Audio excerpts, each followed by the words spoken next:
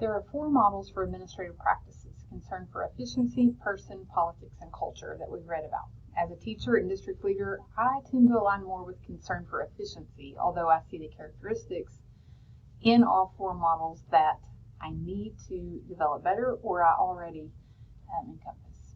Educational leaders that have a concern for efficiency have principles of good management in place, including tasks being divided and assigned, roles that are defined, certain guidelines that are established, and policies that are created and known by everyone. Scientific management theory falls under the concern for efficiency, and I think I'll probably align most closely with this one. In this model, educational leaders observe and give feedback. They select the best candidates for jobs, and then they train them well. They expect everyone to know the standards that have been established, and they monitor to make sure everyone is meeting the standard. Everyone reports to their direct supervisor, who manages tasks and then reports back to the head administrator. Discipline is used when there's a lack of obedience. Standard salary schedules are in place, and they don't believe in merit pay. Everything and everyone is in its proper place. Social justice is expected for everyone, and there's tenured personnel who have a feeling of security, and everyone is encouraged to show initiative and just be unified. There's also bureaucratic theories that fall under the efficiency model. In this model, educational leaders lay out everything that needs to be completed, and there's an expectation that the people will complete their assigned tasks. Under this type of leadership, some people might work harder than others in order to advance, while others that don't care about advancing do the minimal amount. Everyone here knows the expectations, but there is an obvious hierarchy to everyone that's in the building. Educational leaders have a concern for the person.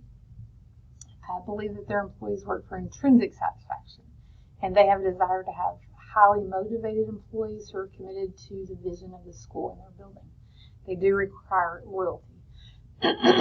Educational leaders who focus on human relations as a concern for the person allow their employees to have a say in work conditions to increase their satisfaction. These educational leaders feel that when employees are satisfied with a job, they have increased production. So they offer time to interact socially and feel accepted as a group, because these educational leaders think that this will bring loyalty to the management. This method of leadership is not fully accepted, though, because there are tasks and accountability that are missing. Educational leaders who focus on the human resources side feel that work will be viewed as a source of satisfaction and performed voluntarily, or they find that people see it as a source of punishment and they try to avoid work. These educational leaders tend to feel that threats to employees or established controls that are in place will not encourage work completion. Educational leaders with a concern for politics think employees are expected to take a diverse group of students, prepare them to become responsible citizens that show initiative while they are all influenced by outside forces. These leaders set goals with strategies for reaching them, and policies are developed for everyone to align to. Goals and strategies are discussed and agreed upon through debate. Conflict is welcome in these atmospheres, and resolution occurs through negotiation. In these buildings, that everyone is expected to be solution driven, which I do like. Educational leaders with a concern for culture nurture a value system with shared traditions. They establish the vision, mission, and core values, and they are stated and known by everyone, which I feel is very important. There's an explanation of expectations that are provided, and they want everyone to feel a sense of community. There's an effort made by the leaders to build a positive school climate, and professional learning communities are used to grow and learn with other educators. As a district academy coach, I know that I have a concern for efficiency, but I see the importance of all 4 models in leadership and know that I need to build a positive school culture and show concern for the people I employ.